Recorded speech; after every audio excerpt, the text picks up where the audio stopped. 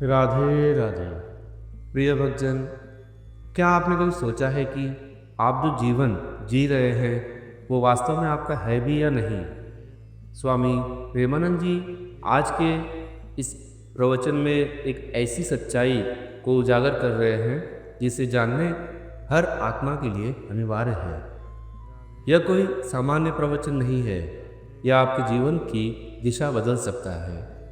यदि आत्मा ने इस अमूल्य लाभ को नहीं लिया तो परिणाम अनर्थकारी हो सकता है।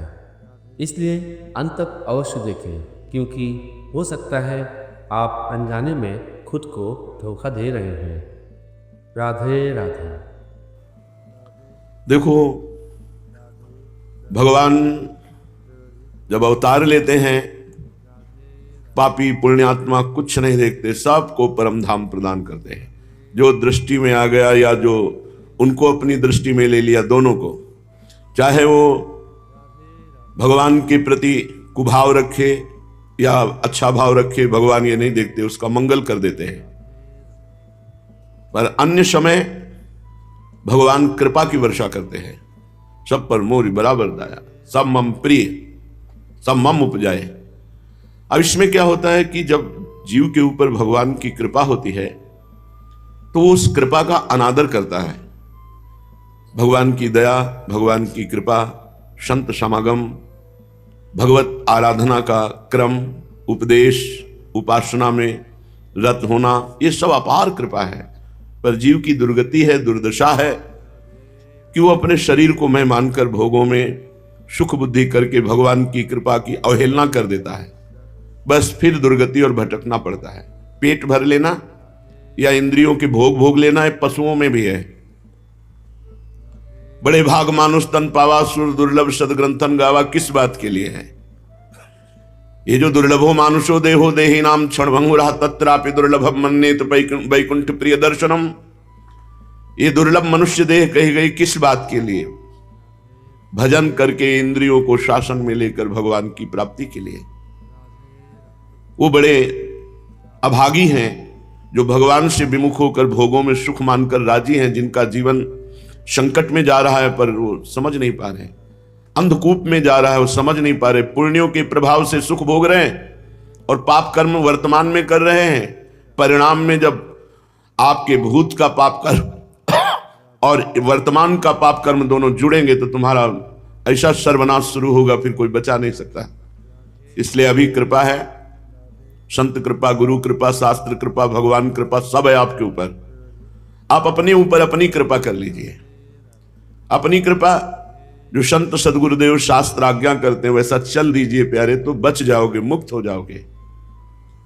श्रीपाद प्रबोधानंद जी महाराज कह रहे हैं, अरे शीघ्रम शीघ्रम श्रुत धन कलत्रादि ममता प्रताने कालोयम नहीं बपुरिदम मृत्युनुगतम समस्ता लभ्यानाम परमिद मलभ्यम स्वकृपया भुवि व्यक्तम वृंदा विपिन अभिधावति हठता। अरे मूर्ख, शीघ्रम शीघ्रम करो, जल्दी कर, जल्दी कर। तूने मृत्यु को अधीन नहीं कर रखा है। कभी भी किसी भी क्षण मृत्यु तेरे शरीर को नष्ट कर सकती है। कभी कोई भयानक रोग हो सकता है, सब होश उड़ जाएंगे तुम्हारी अहंकार के। जहां रिपोर्ट आई, पता चला कैंसर, पता चला किडनी फेल, पता चला तुम्हारा दिल कमजोर हो रहा, कभी भी फेल हो सकता है। वो कब फेल होगा, तुम अभी फेल हो जाओगे, पक्का समझ लो। बातें बनाना अलग है, जब शरीर में मृत्यु वाला रोग होता है ना, तो अच्छे अच्छे के होश उड़ जाते हैं और बस डिप्रेशन में पहुंच जाता है। न रात में नींद, न दिन में भूख, न चैन। इसलिए पहले से अगर चित्त भगवान में जुड़ा है तो मरने से सब जग डरा मेरो मन आनंद, कब मरी हो कब भेटी हो पूरन परमानंद। अपने प्रीतम से मिलना है, मरना क्या है, शरीर छोड़कर प्रीतम से मिलना है। अरे शीघ्रम कुरु शीघ्रम सुत धन कलत्रादि ममता। ये स्त्री, ये पुत्र, ये धन, ये मकान, ये वैभव तुम्हारे साथ नहीं जाएगा, तुम्हारे साथ भगवान का नाम जाएगा। परोपकार से जो धर्म किया है वो जाएगा, जो शरीर से भगवत सेवा की है वो जाएगा। ये शरीर मृत्यु के अनुगत है, कभी भी छूट सकता है, इस पर विश्वास मत करो, कभी भी छूट सकता है। पान की दुकान में खड़े, मोटरसाइकिल, पान लगा, 2-3 पान, अरे जल्दी कर यार, देर हो रही है। बस गिरे मोटर, पान लगे रखा है, जल्दी कर रहे थे पान के लिए, और पान मृत्यु ने उनको कर लिया। एक के सामने भोजन की थाली है, होटल में बैठे, पान, पूरा मुंह उसी में, राधे श्याम। किस क्षण एक कवल भी नहीं खा सकते। अगर समय पूरा हो गया तो ऐसे श्वास भी नहीं ले सकते, राधा बोलने की तो बात जाने दो। इसलिए जब तक श्वास है, वर्तमान में तुम नाम जप करो, राधा राधा राधा, भविष्य तुम्हारा मंगलमय होगा, भूत तुम्हारा पवित्र हो जाएगा, भविष्य मंगलमय हो जाएगा। वर्तमान में नाम जप कर।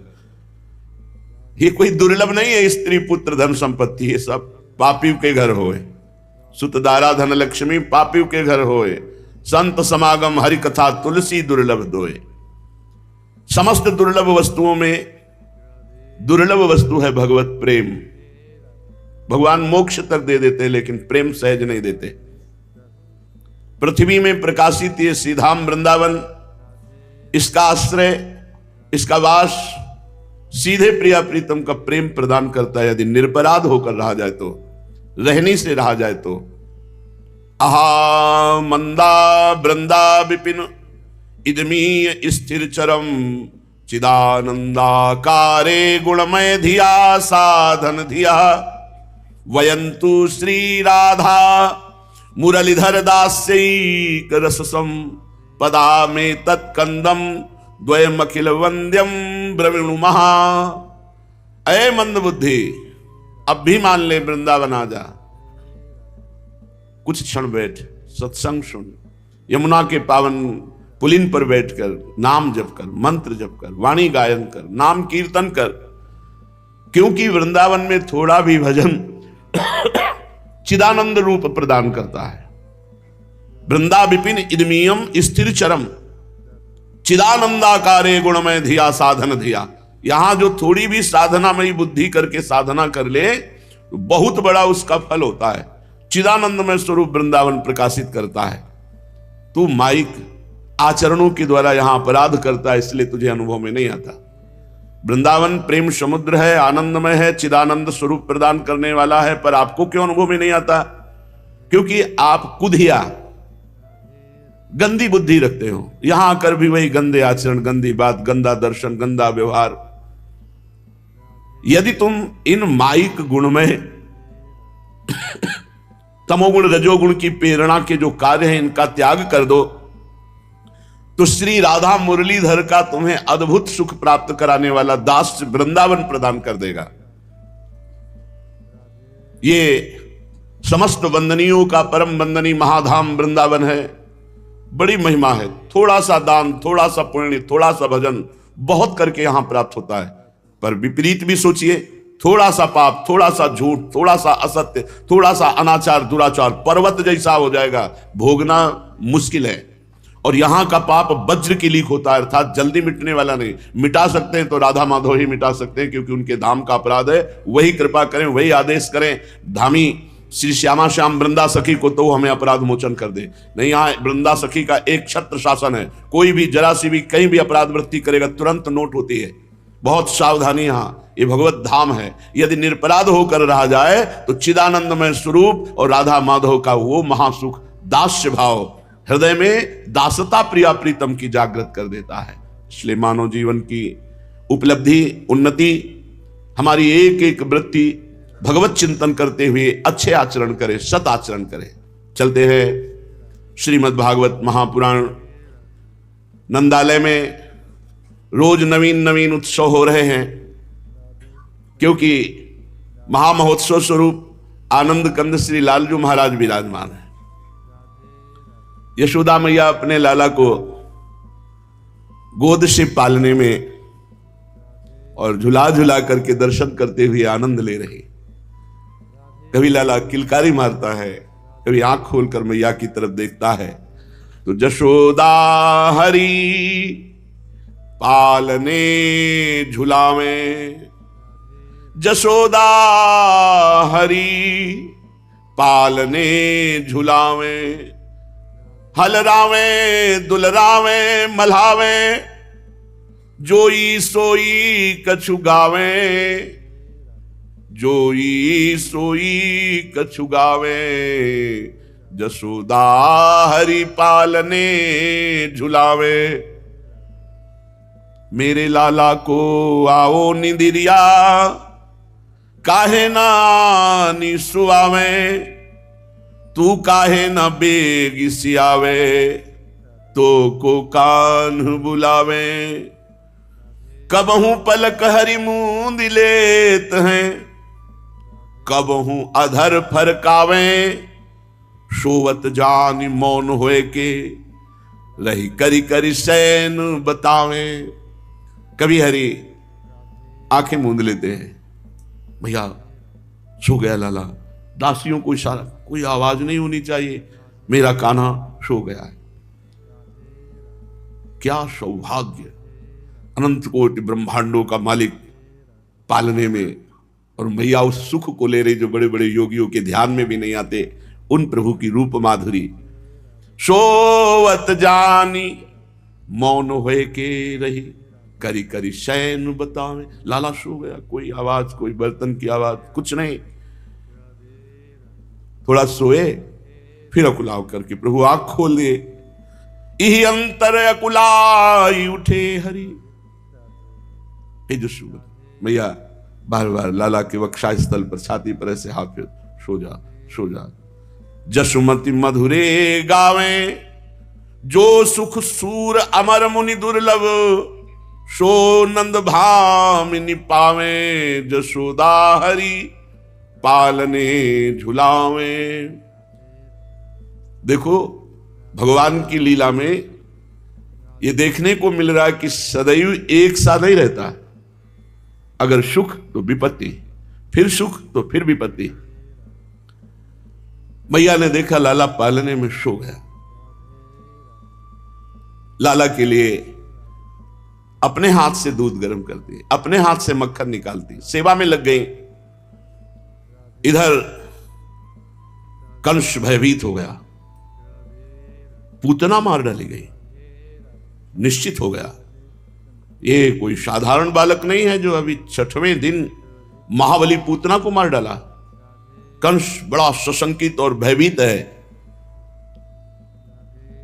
उसी समय सभा में विराजमान काकासुर, जो कौए का रूप रख करके वज्र जैसी चोंच, वज्र जैसे पंजे, वो देवताओं को भी मार सकता है, इतना बलवान। काकासुर खड़ा हुआ और हंसते हुए कहा, महाराज एक बालक के लिए आप इतने चिंतित हो गए। कंस ने कहा, आज की घटना सुनी नहीं? वो बालक है, 6 कोस का शरीर धारण करने वाली महाबली पूतना को मार डाला, चिंता की बात नहीं है। उसने कहा, महाराज एक चांद समय दीजिए, आपकी चिंता को जड़ से नष्ट कर दूंगा। कंस को लगा कि बलवान तो है ही और बुद्धिमान भी है, तो यार मेरे दोस्त यदि तुम ऐसा कर सकते हो तो हमारी मित्रता और पक्की हो जाएगी। जाओ और नंदालय में जो अभी नवजात है प्रभु, अभी अभी नवीन कमल की तरह खिले, देखो कैसे विघ्न आते हैं, उसे मार डालो। कंस से प्रेरित होकर वो कागसुर, जो कौए का रूप रखता है, ब्रजमंडल में पहले, फिर नंद बाबा के भवन की तरफ, और छोटा काग का रूप रख करके आंगन में देखा कि पालने पर श्री कृष्ण शयन कर रहे हैं। शिष्य को देखते ही भयंकर क्रोधित हो गया। काला कौवे का रूप धारण किए हुए, लोह की वज्र के समान उसकी चोंच और पंजे हैं। भगवान ने इसे मुट्ठी बांध ली सोते हुए, और उसने भगवान की मुट्ठी पर प्रहार करने के लिए टूट पड़ा। मैया अपनी सेवा में लगी है। देखो कैसे भगवान लीला करते, नहीं तो मैया तो बहुत डर जाती है और मैया के ऊपर वो आक्रमण कर सकता था। तो मैया सेवा में गई, लाला पालने पे शयन कर रहे, शयन करते ही मुट्ठी बांध ली और उसने प्रहार किया। बाईं मुट्ठी पर चमकते हुए अपने नख जो वज्र के समान हैं प्रहार किया। भगवान ने जब बाईं मुट्ठी पर प्रहार किया तो दाएं हाथ से गला पकड़ लिया उसका। कंठ चापी बहुबार फिरायो, गही पट क्यों नृप पास पर्यो। वहीं से घुमा के मारा कि कंस के सामने मुंह भरा गिरा जाके। कंस ने देखा है काकासुर है, अभी तो सभा में कह के गया था कि अभी गए तुम चिंतित हो, अभी मैं मार के आता हूं। कंस के सामने गिरा, एक पहर तक औषधियां पवाई गई, तब कुछ उसमें शुद्धि आई, फिर भी गला बहुत दर्द कर रहा था। उसने कहा सुनहु कंस तब आई सरयो, धरि अवतार महाबल को, एक ही कर मेरो गर्व हर्यो। सुनहु कंस तब आई सरयो, सूरदास प्रभु कंस निकंदन, भक्त हेत अवतार धर्यो। धरि अवतार महाबल को, एक ही कर मेरो गर्व हर्यो। बड़ी कठिनाई से बोला क्योंकि गला दबाया था प्रभु ने। कंस ये कोई अवतार है, बालक नहीं, कोई महाबल का अवतार है। मैं एक ही हाथ से गला पकड़ करके मुझे फेंका है। उत्कच नाम का दैत्य खड़ा हुआ, हंसते हुए कहा बड़े बल मदांध बनते हो और ताकत तुम में है नहीं। कंस एक बार मैं चाहता हूं कि मुझे आदेश करो। ये उत्कच हिरणाक्ष का पुत्र है। चाक्षुष मनवंतर से पूर्व की बात है। एक दिन ये उत्कच लोमस ऋषि के आश्रम में जा पहुंचा। बड़ा सुंदर तपोवन देखकर उसे ईर्ष्या हुई कि ऋषि का ऐसा आश्रम। उसने बड़ा शरीर बनाया और पूरे आश्रम को उजाड़ना शुरू कर दिया। कोमल हृदय लोमस जी उसे क्षमा करना चाहते थे, पर वो अपना उद्दंडता नहीं बंद किया। कहा कि शांत हो जा और जा। तब वो देखा कि ये दुर्मति मानेगा नहीं, तो उन्होंने कहा विदेहो बहुत दुर्मते, जा, तुझे अपने देह का बड़ा अहंकार, तेरा देह अभी पतन हो जाए। विदेहो बहुत दुर्मते, वाक्य पूरा नहीं हुआ कि उत्कच का पूरा शरीर ऐसे गलित हो गया, खत्म। अब वायु रूप में वो पुकार पुकार के कह रहा, क्षमा करो हे ईश्वर, मैं बार बार आपसे जीवन दान चाहता हूं, क्षमा करो, मैं बहुत कष्ट में हूं। महात्माओं को गुस्सा पानी में जैसे लकीर करे ना, बस ऐसे होता है गुस्सा। वो भी उसके कल्याण के लिए होता है। कभी अपने स्वार्थ की पूर्ति में बाधा पड़ने पर क्रोध नहीं होता। जब परमार्थ में बाधा होती तब उनको क्रोध आता है, और वो भी क्रोध एक क्षण के लिए, जैसे पानी में लकीर खींचो खत्म। बड़ी अनुकंपा, बड़ा दुलार करने लगे। अच्छा, तुम्हें बहुत पीड़ा है, थोड़े दिन तो तुम्हें कष्ट भोगना पड़ेगा। सच्चिदानंद भगवान श्री कृष्ण का जब अवतार होगा तब उनके हाथ से तुम्हारा उद्धार हो जाएगा, तुम अपने स्वरूप को प्राप्त हो जाओगे। काफी समय हो गया था, बड़ा भूख प्यास से व्याकुल वायु रूप होकर भयंकर भटकता रहा। कंस ने वायु रूपधारी उत्कच से कहा, सच्ची तुम उस बालक को मार सकते हो? उत्कच ने हंसते हुए कहा, अभी हमारा आतंक आपने देखा नहीं। अगर मैं सभासदों के बीच में बोल रहा हूं कि ब्रज भीतर उपजो मेरो रिपु, मैं जानी यह बात, दिन ही दिन वो बढ़त जात है, मुंह को करी है घात। दनुज सुता पूतना पठाई, छिनकई मांझ संहारी, और घीच मरोर दियो कागासुर मेरे ढिग फटकारी। ऐसो कौन मारी है ताको, मोही कहे सो आई, वाको मारी अपन पो राखे, सूर ब्रजहि सो जाई। कंस ने कहा कि तुम सभासदों के बीच में उत्कच ऐसी बात करते हो, और मुझे विश्वास नहीं, क्योंकि उसने पूतना को मार डाला, कागासुर की दुर्दशा कर दी। ऐसा कौन उस बालक को मार सके? मानो प्रज्वलित अग्नि में घृताहुति पड़ गई हो। कंस के वचन से उत्कर्ष गर्व को प्राप्त हुआ, अहंकार करते हुए कहने लगा, मैं राक्षसों का सेनापति हूं, हिरणाक्ष पुत्र हूं, शरीर नहीं है तो क्या, मैं वायु रूप से पूरे ब्रज को नष्ट कर सकता हूं। कंस ने कहा, जाओ एक बार तुम भी उपाय करके देख लो। बवंडर रूप, जो ऐसे घूमता हुआ बवंडर होता है ना, ऐसा रूप धारण किया उसने। दो कर जोरी भयो उठी ठाढ़ो, प्रभु आयस मैं पाऊं, ही आते जाए तुरंत ही मारो, कहो तो जीवित लाऊं। और कंस से कहा तुम आनंदित रहो, कहो तो मार कर मैं फेंक दे या जिंदा तुम्हारे सामने ले आवे। कंस ने भूरी भूरी प्रशंसा की, वाह वीर, जाओ उसको मार डालो। ब्रजेंद्र नंदन के प्राण हरण का संकल्प करके वो भीषण दैत्य ब्रज की तरफ चला मथुरा से। और ब्रजेंद्र नंदन योगींद्र मुनिंद्र दुर्लभ चरणारविंद, उनको मारने की जो काल के भी महाकाल है। राधे राधे। प्रिय भक्तजन, आप सभी ने जो अभी सुना है वह केवल शब्द नहीं थे, वह आपकी आत्मा को जगाने वाला आवाहन था। स्वामी प्रेमानंद जी महाराज ने हमें यह स्पष्ट कर दिया है कि यदि हमने इस दुर्लभ मानव जीवन में आत्मा के कल्याण का लाभ नहीं लिया तो वास्तव में हम अपने आप को ही धोखा दे रहे हैं। यह जीवन एक अवसर है और यह अवसर बार बार नहीं आता।